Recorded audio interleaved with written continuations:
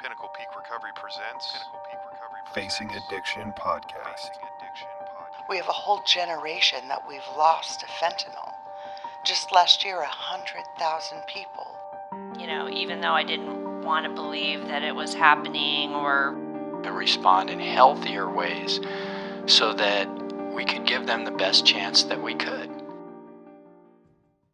Welcome, everybody, to the Facing Addiction Podcast. My name's Tyler Tisdale. I'm the founder and CEO of Pinnacle Peak Recovery. On this episode, we're sitting down with Brandon Lee to talk about his story, harm reduction, and boundaries, and where those might meet. I love it. Good to see you, my friend. You too. Welcome to the show. And I love that you have your own little studio now. This is awesome. Thanks, man. It's like watching Tyler grow in these little stages of life. And he's like, I got my own show. I got my own podcast studio. I'm like, rock on. This is awesome. Yeah, no, I really appreciate you coming on. Yeah, so if you just want to start off by telling us a little bit about yourself, a little backstory. Yeah, for sure. I can give you the shortened version.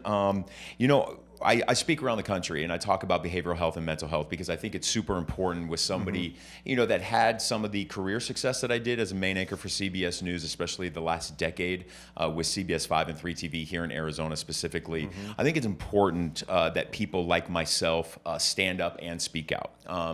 About addiction, about recovery, to normalize it, because I am the face of behavioral health. I think sometimes the stigma about people in behavioral health it's the dude with a bag in a booze bottle sleeping under the 7th Street Bridge, and that's just not true. Right. So when I do speak around the country, I always start off by saying that it's so important to know that I probably did grow up one of the most privileged little white kids you would ever meet. I grew up in Laguna Beach, California, Orange County, California, and we were able to surf if we wanted to before high school, surf after school.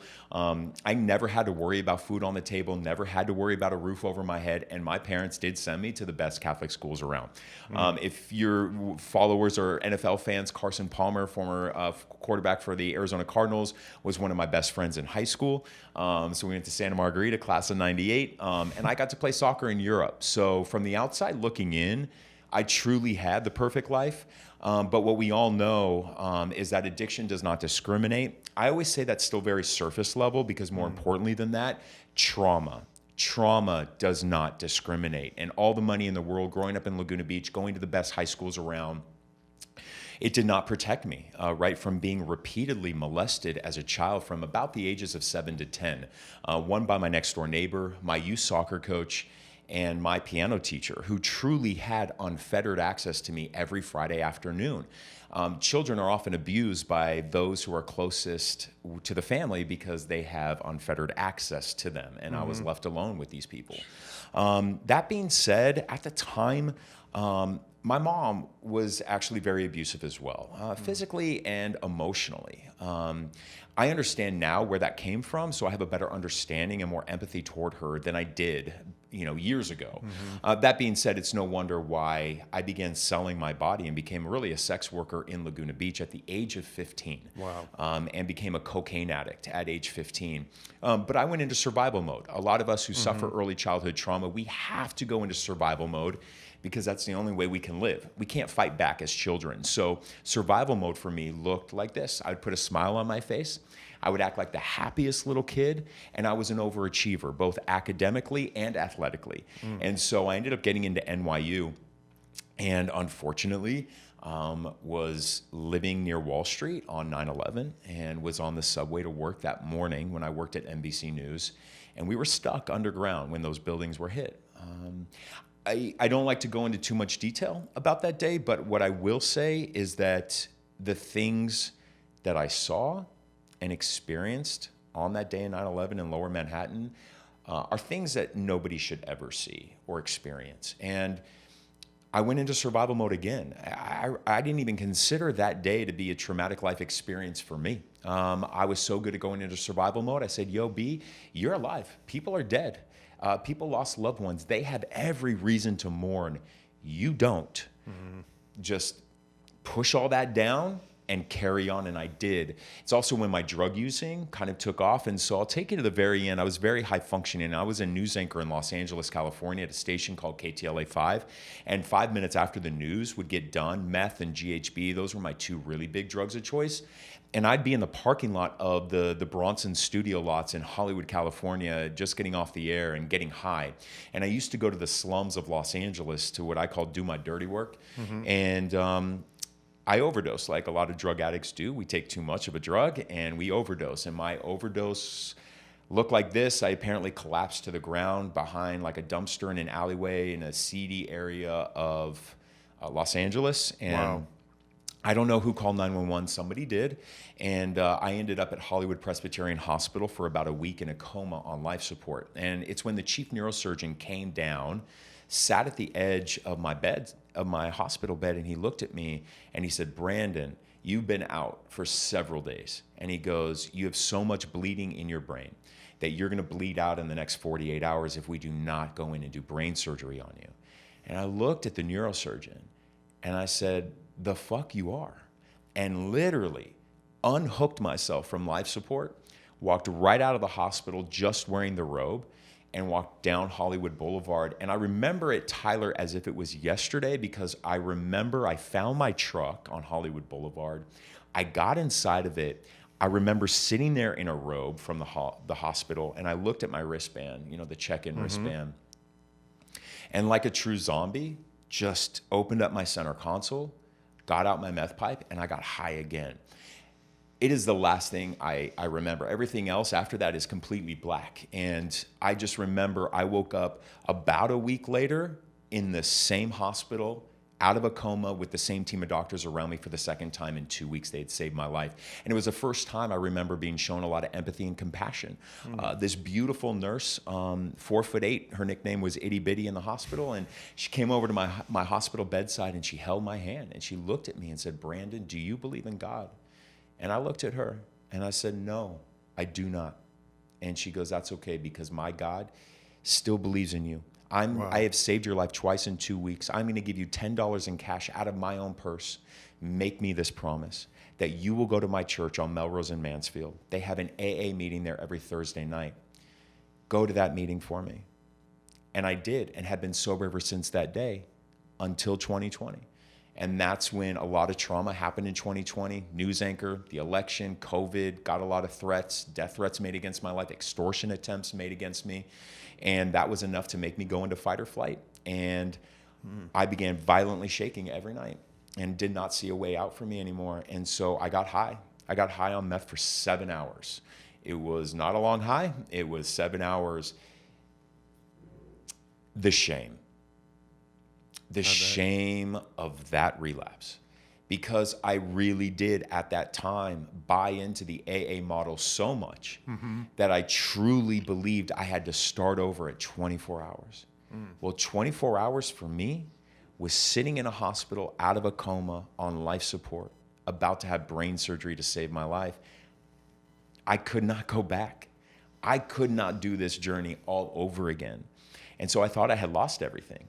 And I couldn't tell anybody because the stigma about relapse out there. You think I could tell my bosses at CBS, No. "Hey, by the way, I just relapsed on meth, but I'm going to come in and anchor the news tonight"? No, there's no way that they would ever allow that to happen.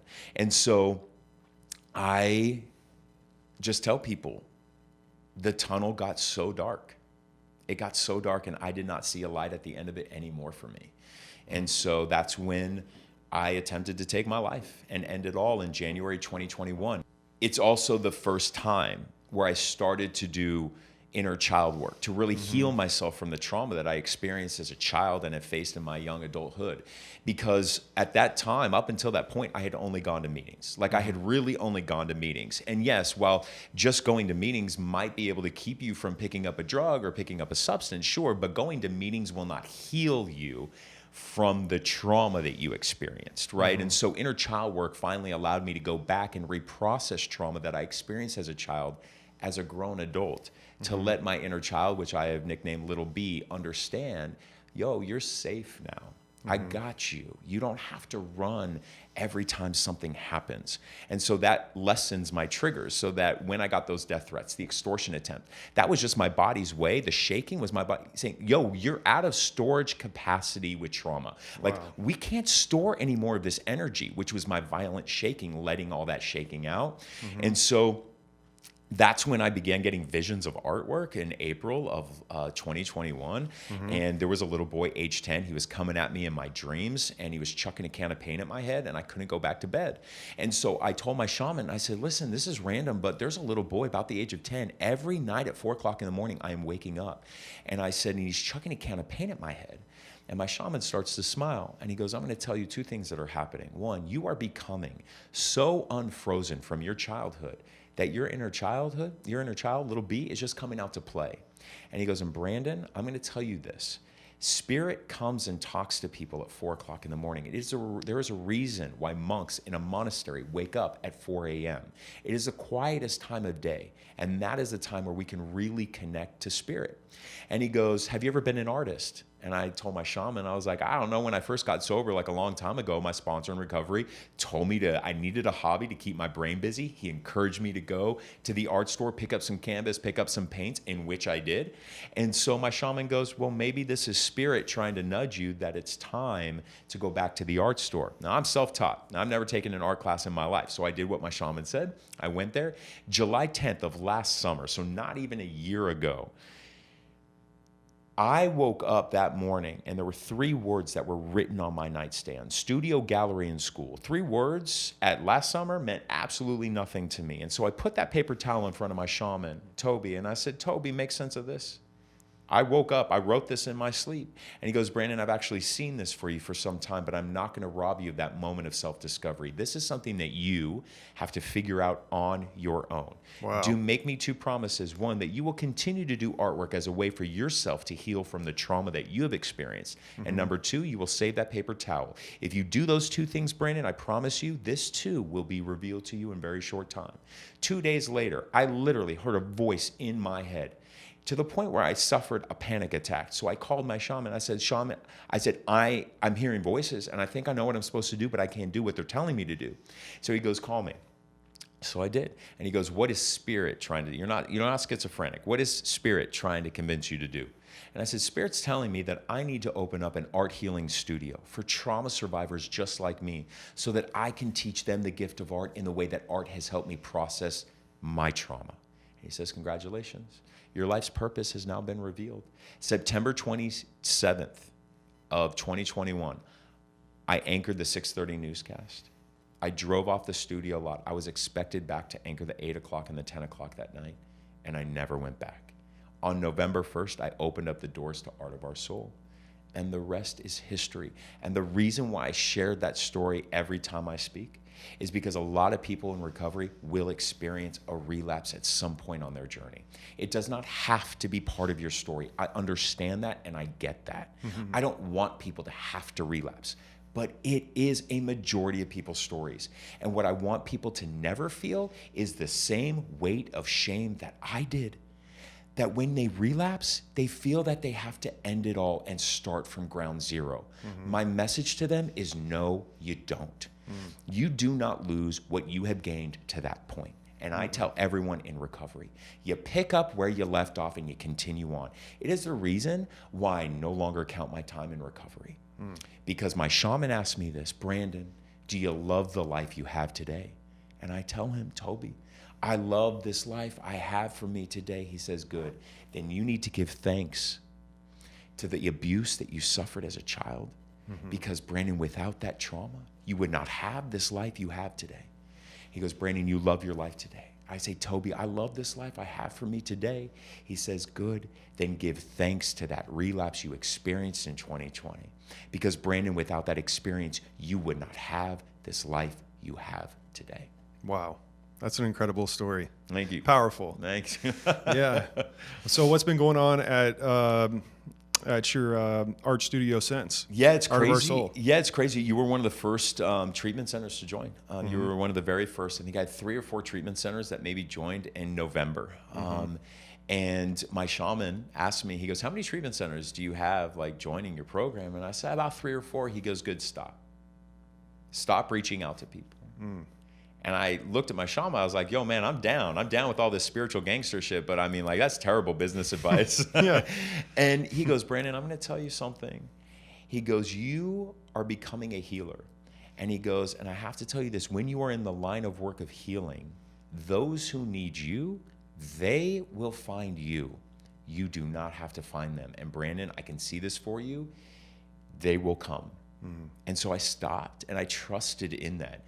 And literally in the last 2 weeks of this recording, I mean, we hit 15 treatment centers. And I physically can't teach more than that a week. I can't physically, because I teach every class. I mean, I think it's important, right? I think it's important from a peer support level that I teach, you know, and I guide them and help them in that way. And I can't physically do more than 15 a Yeah. week. You're staying busy. I'm staying busy. Yeah, and I mean, it's awesome to have you teaching over there. The clients love it. They have really positive feedback, and I think they heal from it. And there's different paths of healing. I have trauma in my life as well, and I do 12-step recovery, but for me, the trauma has healed the most in individual therapy, going on a weekly basis. I've really uncovered, it's like peeling back an onion, and then one layer after the other, and I've really just I'm going pretty deep now that I've been doing it for a while, and it's awesome. You know, I think it's really important that people understand that recovery, to me, is a pie chart. So meetings have a piece of the pie, one-on-one, group therapy does, you know, EMDR has one, neurofeedback, brain mapping, and I believe that art plays another one too.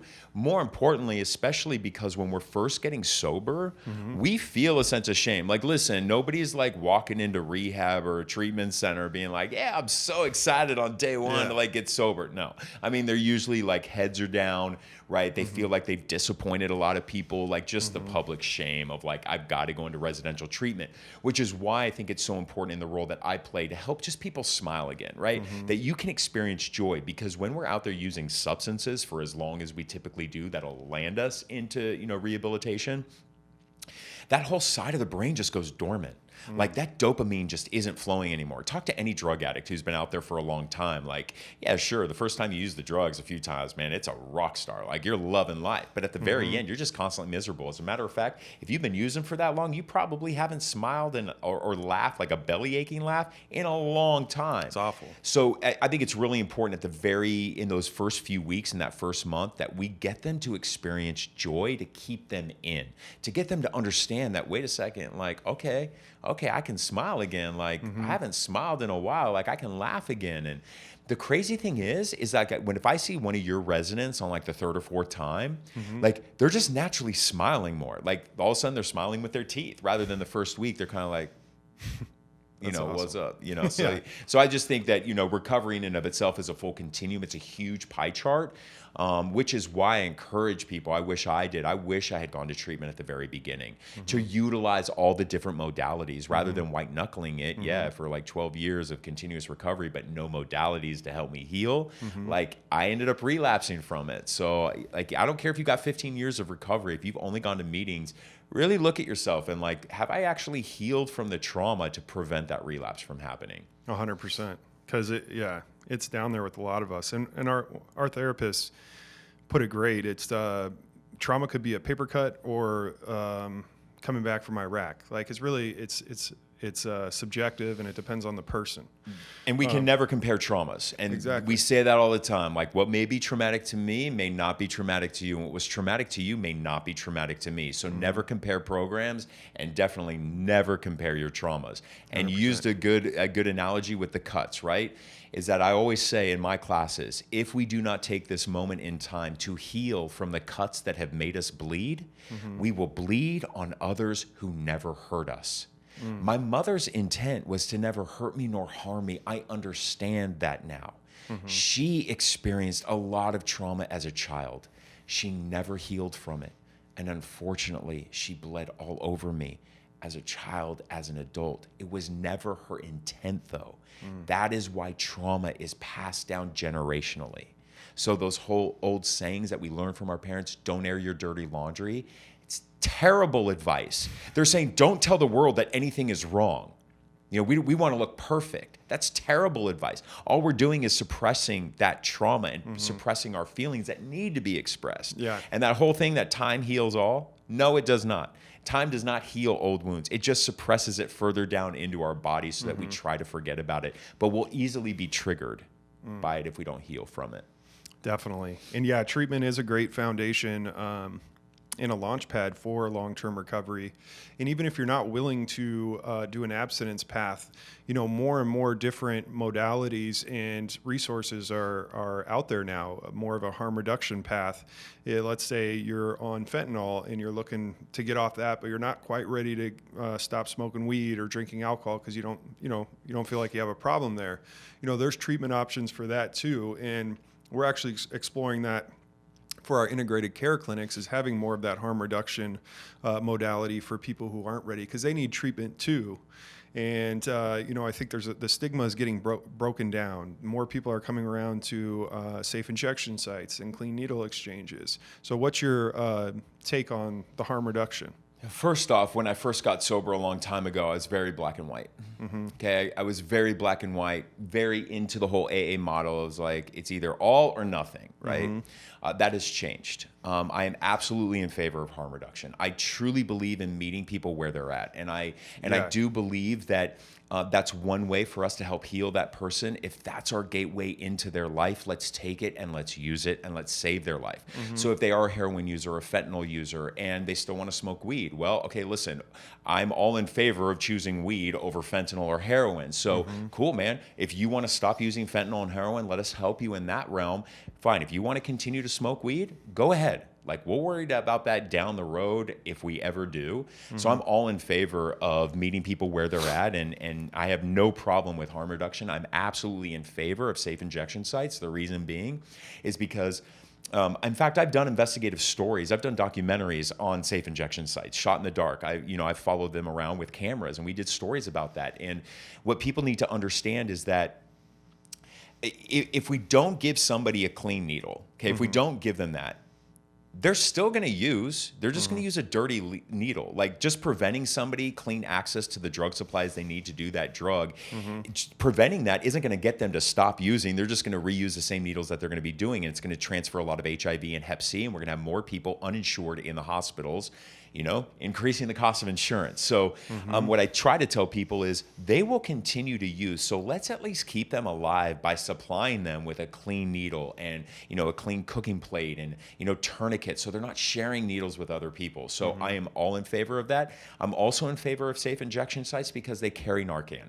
They carry the life-saving drugs that when somebody does overdose, because trust me, you're shooting heroin, you're shooting fentanyl, you will overdose. I don't care. I don't know when that time is going to come, but you're going to overdose. So let's just at least make sure that you have Narcan at the ready and you're around people who can administer it, which is also why I'm a huge favor of the 1-800 numbers that they have now, to where you never use alone. Yes, never use alone. Call somebody. Feel safe about it. I think it's also important. Harm reduction is if I'm using with somebody else and they overdose, I have the right to call 911 to get them medical attention, and I will not be arrested even if I'm high.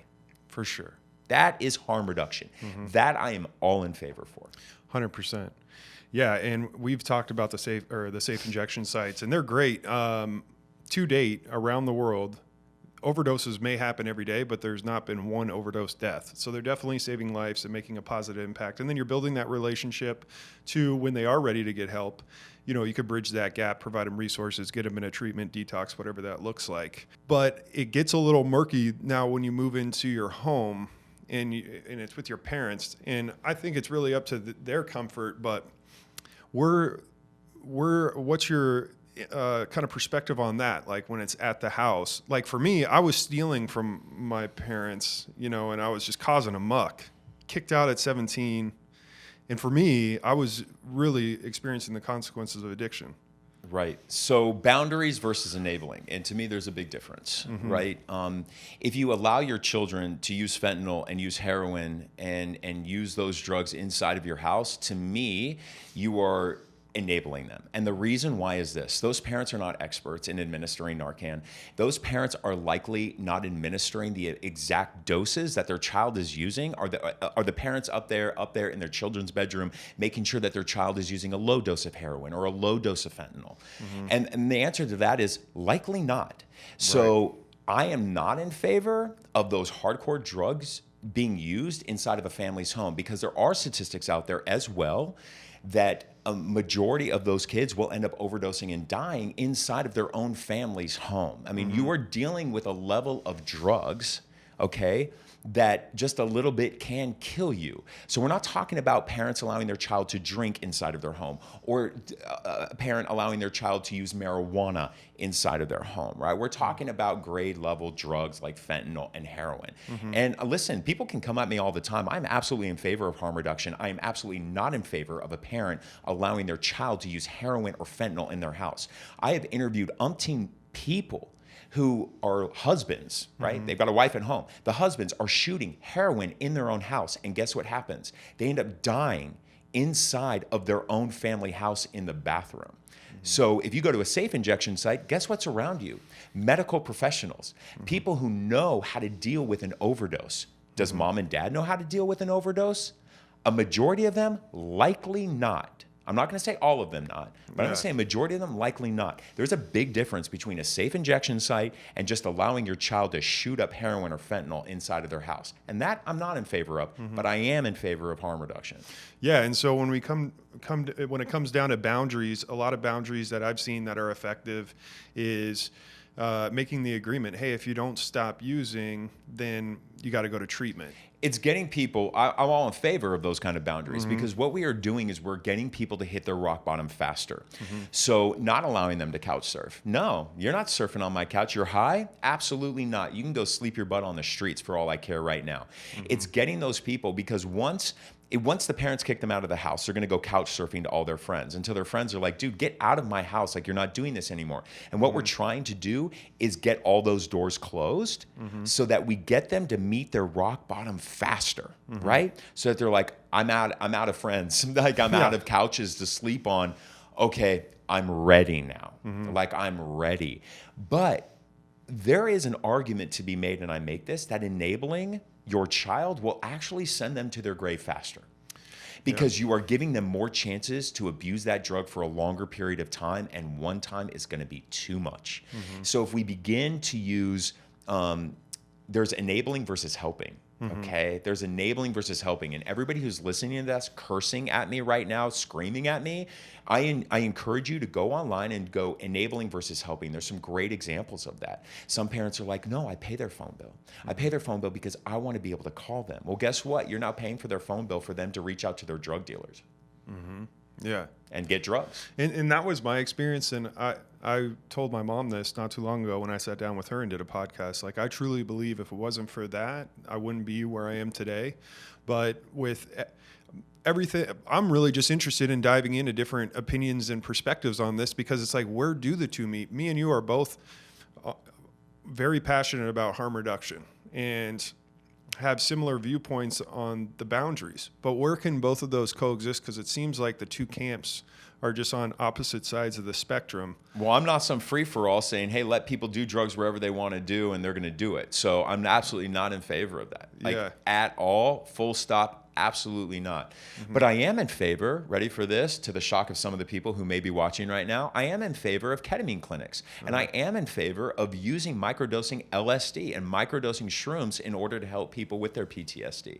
So how do you like that, harm reduction folks? I am in favor of those things. I am just not in favor of this free-for-all society where, like, yeah, parents, your kid's on heroin, don't worry about it. Hey, yeah, we want them to get off, but yeah, just go up to your bedroom and just shoot up in your bedroom. I'm absolutely not in favor of that at all. Yeah. I think for me, going through this short journey, I was sharing with Brandon before the show, after interviewing a handful of people, I feel like I know less about where those two meet than when I started. But I think for me, where I'm at right now, and it continues to evolve, is it really comes down to the family. If they're going to be negatively impacted by someone else's addiction, you have to take care of yourself. And imagine how negatively impacted this would be. a child where their parents are allowing them to shoot fentanyl and heroin in their rooms, right? Because it's safer here, right? They're not on the streets. Okay, good. When that child overdoses and mom and dad have to open that door to see their child dead on the ground in their own home. 100%. Now you tell me that's not trauma to those parents and will not destroy their lives. That's every parent's worst nightmare. And the counter argument to the boundaries that are involving, not letting someone live in the house is, well, if you kick them out to the street, you're killing them. They'll die. No, you're not. I know. I agree with that. I think you're going to be using fentanyl on the street or the house. Yeah. And what's more uncomfortable? What's going to be the fastest thing to get you to finally surrender? That's what boundaries are doing. We're trying to get people to throw up the white flag. But guess what? Mom and dad, you giving your kids rent money, right? That's enabling behavior. You're giving them a roof over their head for them and their junkie friends to use all the time. Not a safe injection site, my friends. Giving your kid rent money so they can put a roof over their head because you're worried you don't want them to live on the streets. You are now giving them a crack house to go use all the time with no supervision and no guardrails around it. That's not a safe injection site. That's enabling behavior. And you will likely send your child to the grave faster than if they were on the streets. Again, boundaries are all about getting that white flag, that surrender white flag, for them to be like, finally, I need help. Fine, I will go to treatment. I will do this. That is what we are trying to do. So the counter argument to that boundaries isn't about manipulating behavior. It's about protecting yourself, like really standing firm on that. Boundaries for who? Boundaries for the sober parents or boundaries for the parent or the loved one of the addict. It's not to manipulate and try to get them to get cleaner, quicker, and hit their bottom, which is always has been I'm my going to say belief. it's for both. I'm going to do both. I'm going to set a boundary to not allow you to hurt me anymore. Okay, how about that? Yeah. Like I'm going to love you from afar, and I'm going to tell you this: when you are ready, okay, when you are ready, I will be here to support you. 100%. But if you're going to continue to do that, I'm not going to let you harm me. I'm not going to let you destroy my life anymore. Yeah. But I will help you when you're ready to heal from whatever happened to you. 100%. But I'm not going to sit back and allow you, just because there's a group of people out there that are like, oh, that's not fair to force somebody into their da-da-da-da-da. No, then I'm not going to let them hurt me. How about that? It's interesting, for sure. And I'm with you. That's how I grew up. That's how I got sober. And so this is I try to have an open mind with things and just kind of explore things. But yeah, I mean, that has always been my understanding, is if you enable someone, you don't let them experience the true consequences of addiction. So there's no reason to get sober because you're not experiencing those real consequences that actually happen. Now, I think the only caveat, and this is still where I'm at, the only caveat to that is disease, health, and death. And that's where safe injection sites come into place. Like, we want to keep people alive and we want to keep them as healthy as we can. Correct. Until they are ready to get help. Correct. Because that way, when they're sober, they could have a life that, we've had the opportunity of having. I am with that 100%. Yeah. And so if anybody pushes back from the harm reduction crowds against that, I'm sorry, then we just don't see eye to eye. I don't know what else I can be more in favor of. I am, and I will say this so clearly, I am in favor of safe injection sites. I am in favor of groups like Shot in the Dark, going out into the communities where these people are using those drugs to give them clean supplies so that they don't contract HIV and they don't get arrested and they don't get arrested for drug paraphernalia. I am in favor of that. I am in favor of ketamine clinics. I am in favor of microdosing LSD. I'm in favor of microdosing shrooms to help people heal from their trauma. But at some point, I'm going to draw the line. And drawing the line is letting kids shoot up with fentanyl and heroin inside of their own parents' home. I draw the line there. Those parents have a right to protect themselves from the trauma of discovering their child dead in their bedroom. I can't say I disagree. I cannot convince people long enough. I mean, I do my life's work is to help break the stigma about it. Like, I was talking about this in 2017, taking cameras, trying to get the public to understand that the people showing up to Shot in the Dark in lines, when, by the way, I will say this too, before you all come out hard at me, I'm one of the reasons why harm reduction is legal in Arizona. The expose that we did at Arizona's Family back in 2017 was used by lawmakers to get them to understand that harm reduction is a good thing. It is why in Arizona, you can now go to your pharmacy and get Narcan. You can do those things. That happened after the reporting that we did, okay? So I am absolutely in favor of it, and I did my very best to help change the laws in Arizona so that needle exchange programs could operate without being in the dark, that they can operate in the public to save lives. And what we need to stop doing is, just because we don't agree with everybody on every aspect, is stop attacking people. Just because we may not see to the extreme of a belief that you do does not make me right, or it does not make you wrong, right? 100%. Just accept other people's beliefs. Accept them without attacking other people. We have to understand it takes a village to save people's lives. And we cannot, especially when it comes to behavioral health, begin to tear apart the people we are trying to save as well. Like, we are all on the same team trying to save lives, and we have to remember that at the end of the day. And we are not all going to see eye to eye on every modality that is offered. Just like many people of the AA program that I used to belong to every day, day in and day out, do not believe in some of the beliefs that I do. I don't lose respect for them. I don't not talk to them, and I certainly don't attack them. Yeah. Well, and so I don't have the same beliefs as other people in AA. So even in that microcosm, like, there's different beliefs. And I'm with you 100%. There's so many different paths, and we just got to kind of all work together in fighting this. And the purpose of this season is to share different experiences and different opinions for parents or loved ones to listen and watch these and pull nuggets of information that they think will help them. Telling someone what to do doesn't work. I like hearing experiences, real life experiences, and then kind of going from there. And it's okay to evolve. Yeah. It's okay to evolve. When I first got sober, like I said, I was black and Me white. too. It's all or nothing. No therapy, AA only. I don't need therapy. I just go to AA. Good. So we can evolve over time. And my God, we should evolve. That is how societies get better. That's how we get better. We evolve. Science advances, and we have to keep up with the modalities that science is backing, that science is proving work. Like, we have to be able to have an open mind and evolve. We have to. Definitely. Well, I really appreciate you coming on. Is there anything else that you could think of on that? No, I mean, that's pretty much my strong beliefs. That's pretty much my strong beliefs on harm reduction. Absolutely. Well, for sure. Yeah, no, I appreciate it. I think that's super helpful, and appreciate you sharing your story and getting vulnerable, and it's powerful. Thank you. Yeah. I appreciate you, man. Thanks, man.